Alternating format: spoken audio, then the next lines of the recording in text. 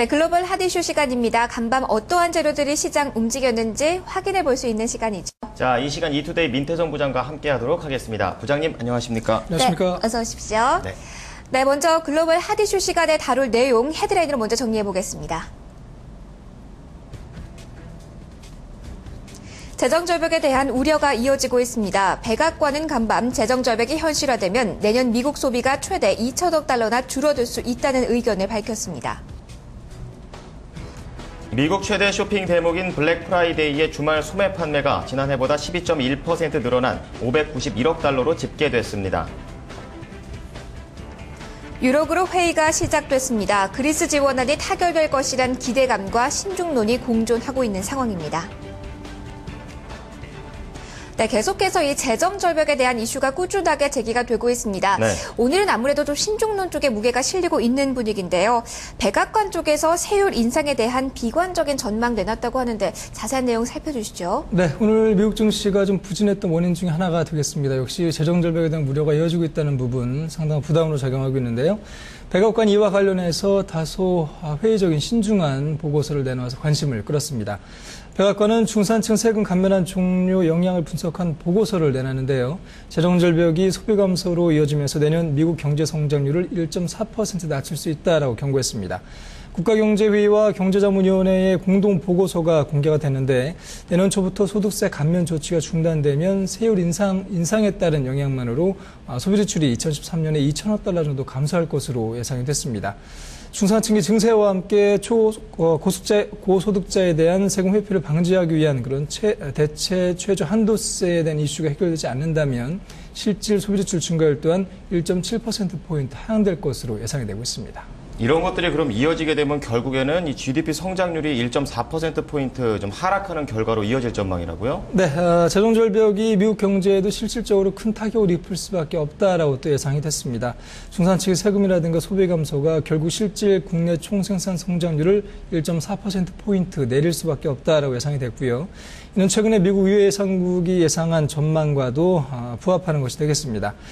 소비자들이 세금 인상으로 덜 쓰게 될 2천억 달러는 지난해 블랙 프라이데이 주말에 소비평균들이 쓴 돈의 4배에 달한다라고 백악관은 강조했습니다. 네, 규모가 상당하네요. 거시경제에 미칠 영향에 대해서도 상당히 우려감이 퍼지고 있는데요. 백악관과 의회 지도부는 이번 주에 다시 협상을 재개할 예정이라고 하는데 시장에서는 긍정론만 나오고는 있진 않아요. 어떤 분위기인가요? 네, 그렇습니다. 지난주에 백악관과 의회 지도부가 일단 만났었고요. 시장에는 좀 낙관론이 좀 제기가 된 바 있었습니다만 쉽게 타결할 협상을 이뤄내지 못할 것이다라는 신중론이 다시 힘을 얻고 있습니다. 특히 백악관과 의회가 행동하지 않는다면 모든 가구의 세금이 내년부터 자동적으로 인상이 불가피한 그런 상황이고요. 연소득 25만 달러 이하인 98%의 일반 가구라든가 97%의 중소기업이 여기에 포함된다라고 백악관은 경고하고 있습니다. 오바마 대통령과 의회 지도부가 이번 주에 다시 협상을 가질 예정인데 고소득자에 대한 세금 인상이라든가 소비세 같은 소득세 같은 부분에 대해서는 여전히 첨예하게 갈등하고 있는 것으로 전문가들은 점치고 있습니다. 네. 네, 그럼 두 번째 이제 블랙 프라이데이 관련된 이슈 좀 볼 텐데요. 이 주말 판매가 사당 최대치를 좀 기록을 했다고요. 이 소비 심리가 이제 회복될 수 있다. 뭐 이렇게 좀 볼 수 있을까요? 네, 그렇습니다. 일단 지난 주말에 블랙 프라이데이 주말 소매 판매는 사상 최고치를 기록한 것으로 밝혀졌습니다. 단기가 되겠습니다만 일단은 소비가 좀 개선되고 있는 것이 아니냐라는 기대감이 커지고 있는데요. 블랙 프라이데이 주말 소매 판매는 지난해보다 12.1% 증가한 것으로 나타났습니다. 591억 달러를 기록했는데 이는 사상 최대치가 되겠습니다. 전미소매연맹이 보고서를 통해서 이같이 밝혔고요. 추수감사절이었던 22일부터 23일까지 나흘간 연휴 동안의 총 소매 판매는 591억 달러를 기록했습니다. 온라인과 오프라인 매장에서 지갑을 연 성인들이 모두 1억 3,940명으로 기록한 것으로 나타났는데 지난해보다 6.4% 증가한 수치가 되겠습니다. 네, 시장이 우려했던 것보다 상당히 긍정적인 숫자가 나왔다는 점 고무적인데요. 전체 쇼핑객 수도 늘었다고요. 최대 인파라고 하는데 수치로 한다면 어느 정도 규모로 볼 수 있을까요? 네, 말씀하신 것처럼 쇼핑객 역시 가장 많은 숫자를 기록했습니다. 수치로 본다면 2억 4,700만 명인데 전년에 비한다면 9.2% 증가한 수치가 되겠고요. 이 역시도 사상 최대치가 되겠습니다. 1인당 소비액은 지난해 398달러를 기록했었는데 올해는 423달러로 6.2% 증가했고요. 이 역시 사상 최대치로 집계가 됐습니다. 전문가들은 추수감사절에 문을 연 소매업체들이 예상보다 좀 빨리 문을 연 것이 영향을 미친 것이 아니냐라고 분석하고 있습니다. 네, 이 블랙 프라이데이 덕분에 이제 사이버 먼데이에 대한 그런 기대감도 높아지고 있는데요. 네. 전년 대비해서 쇼핑객이 10% 이상 늘어날 거라고요. 네, 추수감사절 연휴 바로 다음 월요일을 타는데요. 사이버 먼데이에도 역시 매출 예상보다 늘어날 것이다라는 기대감 힘을 얻고 있습니다. 지난해보다 10% 이상 증가할 것으로 보이는데 1억 2,920만 명이 온라인 쇼핑을 즐길 것으로 전망이 되고 있고요.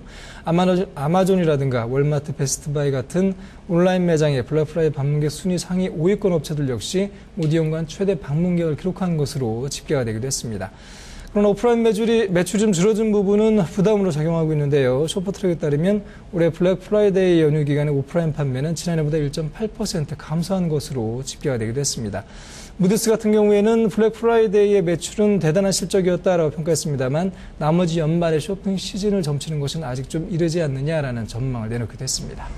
네, 이번 쇼핑 시즌의 좀 특징적인 부분은 온라인 매출이 늘고 오프라인 매출이 좀 줄었다라는 부분을 들 수 있겠는데요. 네. 그래도 전반적으로 소비가 늘었다는 점은 긍정적이네요.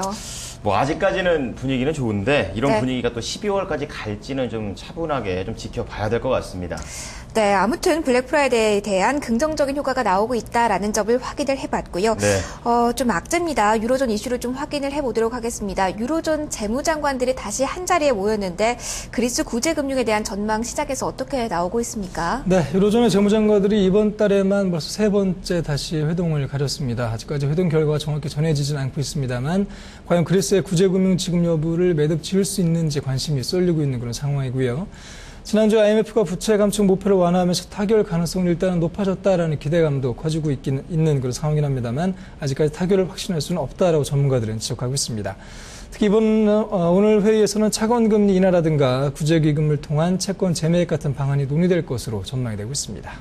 이 그리스에 대한 합의안이 나오더라도 이 전망은 여전히 좀 불투명하다고요. 네, 그렇습니다. 오늘 유로존 재무장관들이 구제금융에 대한 합의를 이루더라도 그리스 경제에 대해서는 여전히 불확실성이 이어질 것이다라고 전망이 되고 있는데요. 바클레스가 오늘 보고서를 내놨는데 그리스의 국채 재매입 합의가 이루어진다 하더라도 그리스의 부채 수준이 여전히 높을 수밖에 없을 것이다라고 예상을 했습니다. 특히 그리스의 국채 재매입이 성공적으로 이어지더라도 부채는 지속 가능한 수준에 근접하지 못할 것으로 예상을 해서 그리스의 디폴트 위기는 한동안 이어질 것으로 보이고요. 그리스가 3월 채무 재조정에 성공한 이후에도 300억 유로라든가 최대 630억 유로 규모의 채권을 재매입할 것으로 전망이 되고 있습니다. 네, 이렇게 그리스에서 좀 비관적인 이야기들이 나오면서 유럽 네. 증시 역시 하락 압력을 받았습니다. 간밤 일제히 약세로 거래를 마감했는데요. 네. 유럽 주요국 증시 마감 상황 좀 스케치해 주시죠. 네, 지난주에는 유럽 증시가 좀 오름세를 보이긴 했습니다만 이번 주에는 약세로 일주일을 시작을 했습니다. 말씀하신 것처럼 지난주에 랠리 좀 부담도 있었고요. 유로그룹 회의에 따른 관망세도 대두가 되는 모습을 보였습니다. 영국 증시 FTSE 100 지수가 0.56% 내렸고요. 프랑스 증시는 0.79% 빠지면서 3,500선에 턱걸이하는 모습을 나타냈습니다. 독일의 닥30 지수가 0.23% 밀렸고요. 업종별로는 은행주가 약세를 면치 못했습니다. 바클레스가 5.4% 내렸는데 카타르의 국부펀드가 지분을 매각한다라는 소식이 전해진 것이 부담으로 작용했습니다. 네, 그렇군요. 이제 마지막으로 상품 시장 마감 결과도 전해주시죠. 네, 오늘 상품 시장에서 주요 상품 가격 역시 약세를 면치 못했습니다. 증시가 약세를 보였고요. 시장의 전반적인 관망세가 대두된 것이 상품 시장에도 부담으로 작용한 것으로 보입니다. 현재 시간의 거래에서 국제유가는 배럴당 0.53% 빠졌습니다. 110달러 선에서 거래가 되고 있는 모습이고요. 금 가격 역시 내림세를 보이고 있습니다. 현재 0.14% 하락해서 온스당 1748.90달러를 기록하고 있습니다. 현재 WTI 선물 가격은 0.66% 빠져서요. 87.70달러를 기록하고 있습니다. 네, 부장님 오늘 말씀 감사합니다. 감사합니다. 고맙습니다. 네, 글로벌 핫 이슈 시간에 다룬 내용 헤드라인으로 다시 한번 정리해드리겠습니다.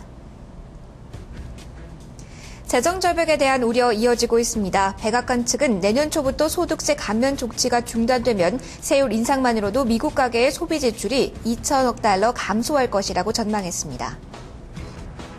미국 최대 쇼핑 대목인 블랙 프라이데이의 주말 소매 판매가 지난해보다 12.1% 늘어난 591억 달러로 집계됐습니다. 사상 최대치입니다. 유로존 재무장관들이 그리스 지원안 합의를 위해 모였습니다. 타결 가능성이 높아졌으나 아직 타결을 확신할 수 있는 상황은 아니라는 의견이 시장을 지배하고 있습니다. 자, 글로벌 헤드라인 보고 왔고요. 이제 계속해서 미국장을 움직인 재료들 키워드로 살펴보도록 하겠습니다. 김보선 캐스터 전해주시죠.